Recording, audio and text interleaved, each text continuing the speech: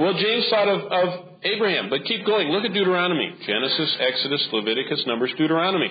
Here's another powerful illustration.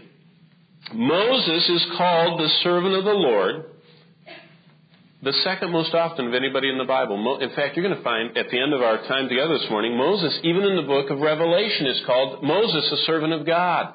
Moses just is, his whole life was a servant to God. That's why the Lord said there was no one more meek. Meekness is a characteristic of a servant. Assertiveness is the spirit of our age. Meekness is what pleases God. But look at Deuteronomy 3:24. O Lord God, this is right in the middle of Moses' seeking of the Lord. In 3:24, O Lord God, thou hast begun to show thy servant thy greatness and thy strong hand.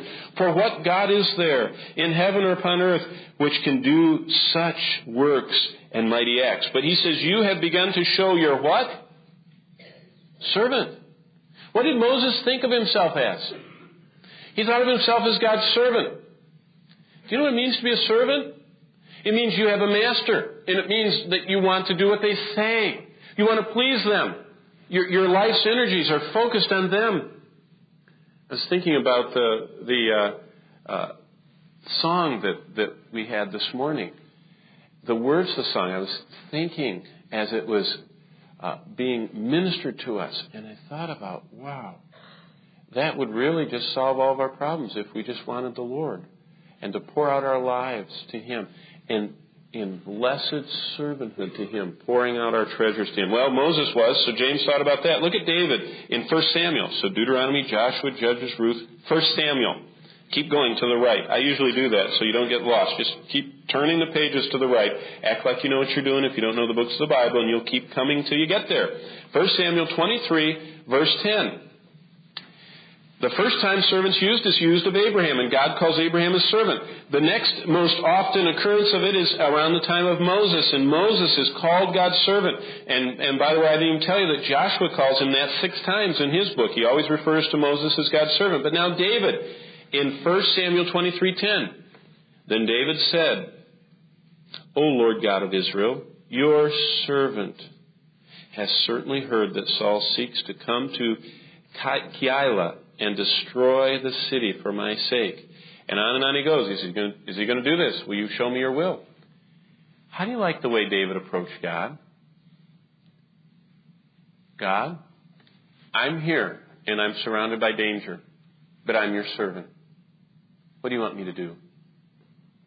That's what we did this morning when we all stood before the Lord and prayed. We said, we're here at Tulsa Bible Church. We're your servants. We don't have any grandiose plans for anything other than your will, O God. Will you lead us? Will you show us? That's what David did. He says, Lord, I'm your servant. He says, what's going to happen? What do you want me to do? I want to do what you want me to do. And so we see when James was brought up, he was brought up that Abraham was God's servant, a man of faith. He was brought up that Moses was God's servant. He was meek and he followed God. That David was God's servant. His heart panted after God. Solomon refers to himself as God's servant all the way through 1 Kings. God calls other great Old Testament saints his servants. He said, Elijah is my servant, 1 Kings 18:36. 2 Kings 14, Jonah is my servant. Hezekiah, 2 Chronicles 32, is my servant. Now, how about this one? Look at Job, just before the Psalms. Look at Job chapter 1. Now, the book of Job, probably, and I agree with some of the most ancient Bible teachers, say that Job was written by Moses when the children of Israel were suffering. And it was an inspired account of a man that lived several, probably a couple at least, 1,000 years before Moses. He was very early. Probably Job lived before Abraham, way back. In fact, Job seems to see some of the melting of the ice from the glaciers that covered Europe. And so he talks about that in the book of Job. So Job is really close to the flood era. But look at chapter 1 of Job. As it says in verse 8, God's impression of him. And God is talking to Satan, who was accusing. Remember, Satan, that's his job. He accuses us, and he always is trying to get us in trouble.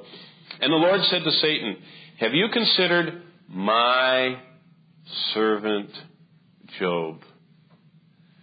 Wouldn't you like it if God just said, have you thought about my servant and put your name in there? I mean, is that high on your list of desired accomplishments and things that are rewards in this life, to be God's servant?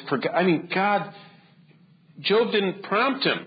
He didn't put in a request. He didn't make a donation and, ask for a favor.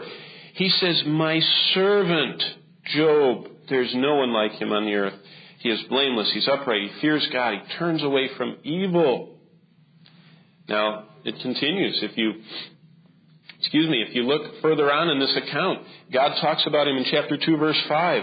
Just next column, it says this, however, put forth your hand now and touch his bone and flesh, and he will curse thee to thy face. And the Lord said, no, he won't. Why? Because he is my servant.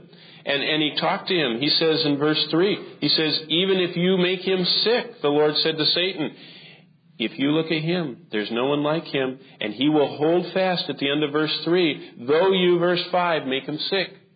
You see, servants are not just fair weather friends. They serve God when they're sick, when they're well, when things are going well, when they're in tribulation. I like that. God called Job a servant. Well, that's what James thought about. James thought about God as his master, and he thought about himself as a servant. Now, what's interesting is in the whole Bible, the word Christian is only used 3 times. We call ourselves Christians, and that's a good term for ourselves, but Christian is only used 3 times. Believer is only used 2 times in the whole Bible. Acts 5:14 and 1 Timothy 4:12. Born again is only used 3 times in the whole Bible. Born again. John 3:3, John 3:7, 1 Peter 1:23. Saved 39 times. That's a big term. Converted 12 times.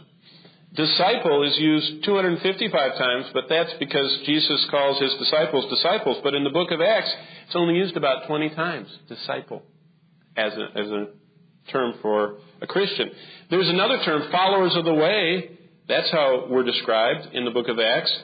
And there's 18 times of that. But servant of God is used repeatedly, scores of times, Old and New Testament, to describe God's people that have entered from serving Satan, that have entered into his service from serving the world. And they have turned from that, and they have turned to serve God.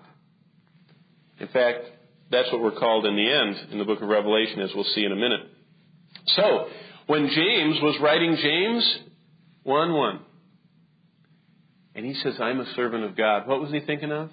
Well, he was thinking of the galaxy of those in the past, from the very beginning, that served God. And he thought of the Abraham and his faith, and he thought of Moses and his meekness. He thought of David and his panting after God.